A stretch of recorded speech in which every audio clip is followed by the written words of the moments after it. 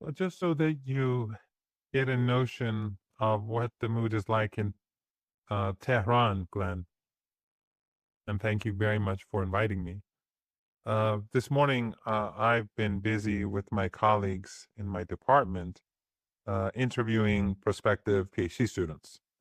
And the city is huge, and I did not hear any of the airstrikes that took place. There were, I think, two or three airstrikes that have taken place in Tehran, uh, maybe three or four, I don't know. But but I didn't hear any of it. And we were just busy doing our interviews, which finished about an hour ago. And so now I'm not really up to speed on the news on my way here. I read a bit, but my understanding from my discussions with friends who are better informed than I, Iran has the upper hand, and the Israeli regime is not doing well. And the Iranian missile strikes have been very effective. And last night, of course, Iran fired, I think, 5 waves of missiles.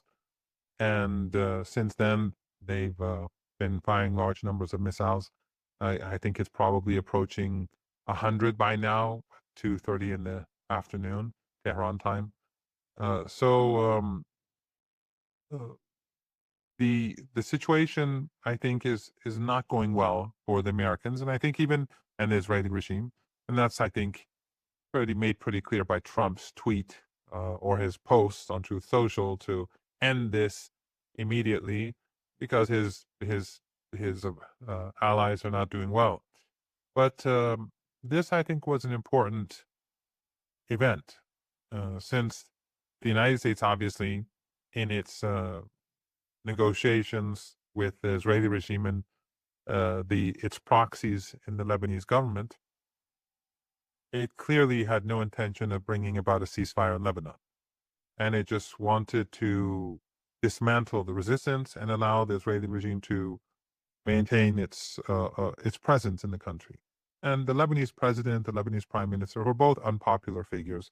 In the last parliamentary elections, where the Hezbollah allies did the best, the president, his people did, I think, got 1/3 of the votes of the Hezbollah coalition. But it doesn't have a popular mandate, and the negotiations with the Israeli regime, which are illegal according to Lebanese law, they the only fruit that they bore is the bitter fruit of death, because hours after the meeting, or shortly after the meeting, and after just hours after an interview that the president of Lebanon made on CNN attacking Iran, the Israelis bombed a convoy of the Lebanese military, murdering a, um, a lieutenant general and his companions. So it just shows that appeasing the regime does you no good, even when you do what they want, you give the concessions that they want. The very fact that the Lebanese regime, the Lebanese government, the installed president, prime minister, the very fact that they carried out these negotiations against Lebanese law was a concession to the Israelis, but they got nothing in return except for the death of their soldiers. And of course, the Israelis have no intention of walking away. So in that interview where he attacked Iran, it was ironic because the only country that is supporting Lebanon in the face of these violations of the ceasefire and this mass slaughter in Lebanon is Iran. What the Lebanese government is doing in Lebanon is basically preventing the refugees from traveling around the country. They won't let them go to different parts of their own country. They're cornering them, and they're trying to make this sectarian. So uh, Western NGOs in Lebanon, Western embassies are encouraging their people not to allow the refugees, who are predominantly Shia, but the supporters of the resistance are from all religious backgrounds and from all walks of life. But they're telling them not to allow them into your neighborhoods. And the Qataris and the Saudis, through their proxies, are doing the same. So they're trying to prevent the supporters of the resistance from who lost their homes from from finding refuge. And as a result, some people have died because they were forced to go back to their villages in the south, and then they were bombed and killed. So the Lebanese president and the prime minister have a lot of blood on their hands. And so the Takfiris, the Al-Qaeda government in Damascus, they are working with the Israelis to keep the border closed so that the resistance can't get assistance. The installed regime in Beirut is trying to corner them, and it's preventing any aid from coming from Iran or Iraq. So people in Iran and Iraq, they're gathering food, canned food, blankets, tents, money, but they're not allowed to send them because what the government of Lebanon wants to do is to crush the resistance. They want to humiliate their supporters. They want to humiliate really the majority of the Lebanese people. Why? Because they're proxies of the United States, because that's what they were installed to do in the first place. But despite that, Hezbollah has been striking back, and we've seen how effective they've been in such an environment, which I think is very extraordinary. And so the Iranians saw that when the Israelis wants to start bombing Dahia, that was the last place where these refugees could go. The people in southern Beirut, of course, in large numbers, they're large in number, and then all sorts of refugees from across the south went to Beirut. And what the Israeli regime was planning to do was to level the city. And it's quite stunning. We live in a day and age where, since I was a kid, I remember how Western governments always pretended to support human rights. The last 2.5, 3 years, of course, every day has been an eye opener. But Western media, Western governments say nothing about the Israelis wanting to carpet bomb Beirut and to level the city, as they would say themselves.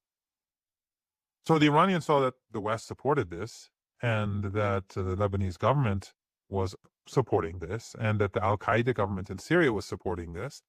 They said, no, we can't let this happen. And so they said that if the Israelis bomb Beirut, we will strike the Israeli regime. And the interesting thing is that for 3-4 days, I guess, I don't know the exact timing and the exact amount of time, but the Israelis refrained from striking Beirut. But as soon as the Pakistani Minister of Interior came to Iran with the message, and of course Pakistan is the mediator, the Israelis struck Beirut. So it's clear that the Israelis do not want to see any progress at the negotiating table between Iran and the United States. But in any case, in response, the Iranians felt that they had to retaliate, that they had to strike the regime. And I'm surprised that some people inside the regime thought that Iran wouldn't retaliate, that Iran wouldn't strike. And again, it just shows how ignorant they are, how the Mossad doesn't really have a grasp of reality and doesn't have an understanding of how the political leadership in Iran thinks and works, because it's evident. Just like I've been saying for years that Iran will shut down the Strait of Hormuz, it will cut off oil. I've said it on your show many times. I don't, what I say is, I thought it was quite evident that Iran would do that. They didn't see it, and now they thought Iran wouldn't strike, and then when Iran struck in a very big way. The Iranian strike far outweighed the Israeli regime strike. And this is now sort of a pattern, because during the last week or so, or 2 weeks, during the last 2 times the United States violated the ceasefire and attacked Iran, Iran did the same thing then too. Iran's counterstrikes were disproportionate. They were much more severe in magnitude. So on the 3 last occasions, the Iranian responses against the United States U.S. aggression, and this against the bombing of Beirut, the Iranian response has been far larger than the original strike. So I think there's a lot that can be read into that. Well, it seems that this is well thought out through Iranian strategy, because it appears that the U.S. position seems to be that they would like to avoid the high intensity war, because it's they don't have the resources for this. Also, they would like to maintain some escalation control.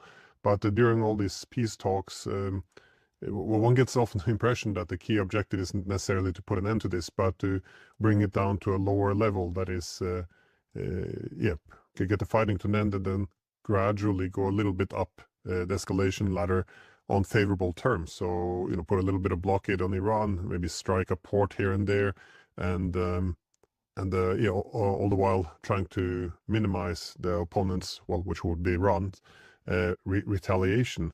But again, with the closure now of Bab al-Mandeb, that is a strait leading into the Red Sea, how do you see? Did you see Iran essentially countering these efforts to do a low intensity war, gradually bleeding out the Iranians to while responding to this with the threat essentially of a high intensity war, which the Americans can't afford? Yes, I think that the Iranians have basically done what you've said. The Americans think that through the siege that they can starve Iranians and bring them to their knees, but that obviously is a double-edged sword because they're starving the whole global economy and doing immense damage. And the stock markets that have gone sharply down since Friday. I think that the energy crisis and the shortages that we see, the lack of helium and the shortage of fertilizers and all other petrochemical goods, this is going to this situation uh, with the booming stock market suddenly not doing so well, and the global and the real economy in serious difficulty is going to get make the challenges much greater for the United States in the weeks ahead. So and its allies. So this double-edged sword is not necessarily going to bear the sort of fruit that Trump wants it to bear. And on the other hand, as you rightly point out, they've been trying to carry out low-intensity strikes for a host of purposes, to discover Iran's capabilities, to weaken Iran, uh, to intimidate Iran. But I think Iran's responses in the last 2-3 weeks have been to intimidate the other side, to intimidate the Trump regime and the Netanyahu regime. And I think the Iranians have made it clear that they're fully prepared to restart the hot war. And this time around, it's going to be far more explosive. The Red Sea, as you rightly pointed out, is partially closed now. But this is sending a signal that if you push harder, then the Red Sea will be fully closed. The Persian Gulf is now closed because, as you know, every day the Iranians would allow roughly 25 to 30 ships to pass through. And for the last 2-3 days now, no ships are going through. This intensifies the ongoing crisis, and it creates greater pressure on the United States. And of course, Iran's military actions, as I said, send a very strong message. So I think this is just a series of miscalculations by the United States and its allies, and they still can't come to this recognition that they just can't defeat Iran. Yeah, well, about the stock market, I see that Trump took to Twitter and reassures everyone that he's mediating an end to the conflict between Israel and Iran. It's almost in parallels there to the Ukraine war, where the U.S. is trying to mediate now between the Ukrainians and the Russians. Again, it's been the main actor. It's the one who initiated the wars, and now, of course, it's seeking to mediate. I'm just wondering if this is just a good cop, bad cop, or which are playing vis-a-vis Netanyahu, or if this is real divisions emerging, because again, the actions taken now against Lebanon, again, a lot of destruction we see.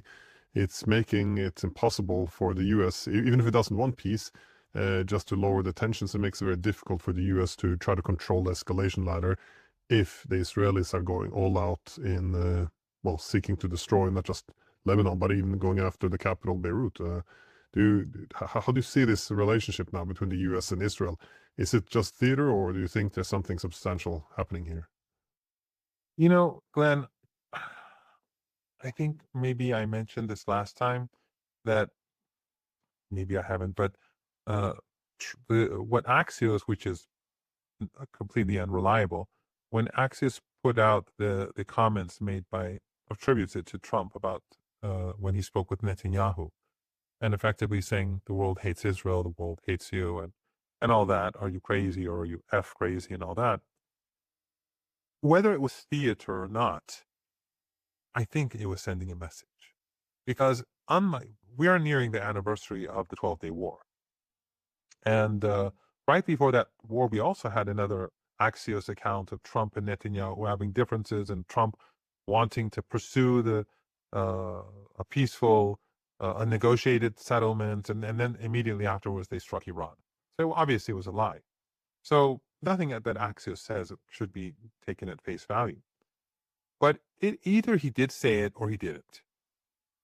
It's really, to me, it's not really important. What is important is that this was published.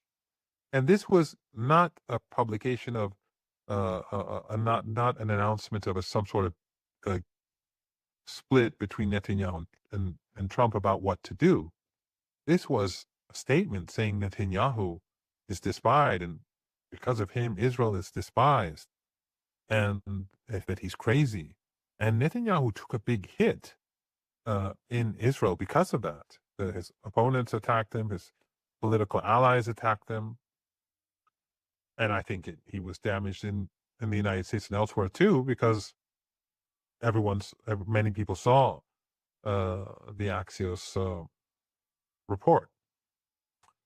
I think that this is, in a sense, an attempt to weaken Netanyahu, not Israel. I don't see any space between the Trump regime and the Israeli regime. But I do think that since the elections are approaching, maybe some Zionists in the United States, the Epstein class, the Zionists, the Israeli firsters, I think maybe some people among them want to get rid of Netanyahu because they see that the image of Israel is being destroyed. They see that Israel is being delegitimized in the eyes of the world, and that they need a facelift. And perhaps if someone comes and takes over and Netanyahu loses the election, they can give the opponent. Netanyahu's opponents are just as genocidal. It's a genocidal country, according to their own polls. But, if someone else comes, they can give a facelift, and all the media outlets could blame Netanyahu for all the ills and wrongs. They won't say genocide, but whatever. And then they could try to create a new image for a new leader. That's what I was thinking. I think the only useful thing for the political regime in the United States and in Israel to come out of such a report, especially since apparently multiple sources gave this information to Axios. The only useful thing that can come out of this, from my understanding, is that sort of agenda. Now, here again, we're seeing that Trump is saying, I'm telling him not to attack. He's wrecking the peace agreement. Why would he do that? Netanyahu strikes. Maybe Trump is fine with that if he strikes. Maybe he's, and the U.S. is supporting him as we speak. U.S. Tankers are refueling Israeli regime jets. The United States is trying to stop Iranian missiles. U.S. Radar installations in Turkey, AWACS jets in Turkey and in Jordan, and they're attempting, and in the Persian Gulf, what remains of them are attempting to help the Israeli regime. They're helping. But why would he say that Netanyahu is wrecking a peace agreement? I think, again, this goes back to what I was saying earlier, that maybe they want to say that Netanyahu is a part of the problem and that we need to remove the problem for a solution. Again, this is just speculation. I've said it elsewhere and no one else has said it, so maybe I'm just talking nonsense. And I don't consider myself to be an expert on these issues. But I can't figure out any other meaningful explanation for Trump to say, I'm going to tell Netanyahu not to attack. And then he says, I was about to have a peace agreement, and then this happens. And what does anyone conclude but that Netanyahu is wrecking the peace? So the global crisis that we're experiencing is his fault. And I think the purpose is to ultimately get rid of Netanyahu. Maybe. Well, as we now seemingly know, But sorry, yeah, but just one thing. But it still weakens Trump because it just shows that Trump is ineffective. Because for Trump to come out and say, I told him not to do this, and then he does, even though all the funding comes from the United States, and now they want to merge the U.S. armed forces with the Israelis, it doesn't look good for Trump. For him to say, I told him not to do it, he can't do anything without my permission, and he does, it just makes Trump look like a nobody. yeah, that's the thing. When he announces, I told Netanyahu not to attack. I mean, either he's deceitful or he is weak, and well, it's and or. I guess it could be both. But you're right. None of this makes him look good in any way. Uh, but And when I say that there's an attempt to weaken Netanyahu, I'm not saying that necessarily he's the one behind it, but the people who publish the information on Axios, whoever they may be, I think that is something they may be seeking. But what do you see Iran possibly doing now? Because Iran and Israel are now going back up the escalation ladder. We see some strikes today on some Iranian airports as well, and it's. But then, of course, a message has come out in which, yeah, Israel, well, allegedly Israel and the United States sent a message to Iran that there won't be any more attacks on Iran if Iran doesn't launch another attack on Israel. But again, none of this new ceasefire, which been quite a few by now, is premised kind of on the conditions then of the U.S. and Israel. That is, it doesn't mention that the Iranians won't continue their onslaught in Lebanon, and also the U.S. insists they will step up the blockade on Iran. Again, this is a targeting of Iranian ships. So are they essentially reshaping now what the ceasefire should look like? Because again, that's what I get from this kind of communications. Okay, we're not going to bomb Iran unless you don't bomb Israel, but all of these other variables which we added on top, that is the destruction of Lebanon, the blockade, all of this will of course be in place. But to what extent would this be acceptable to Iran? Because it looks as if this is an effort to again have escalation control. They escalate their tensions and they're allowed to set the conditions for whether how how the tensions should be lowered again. Well, Iran has changed the rules of the game by saying that you are not permitted to strike Lebanon.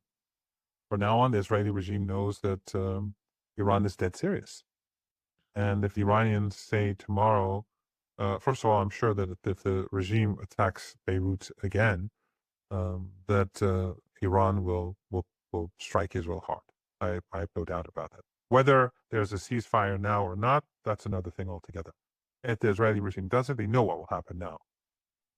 And it won't be like one or two, or like they fired 2 or 3 rockets into Beirut. Iran fired 20 missiles, and they fired heavy missiles, and almost all of them hit their targets.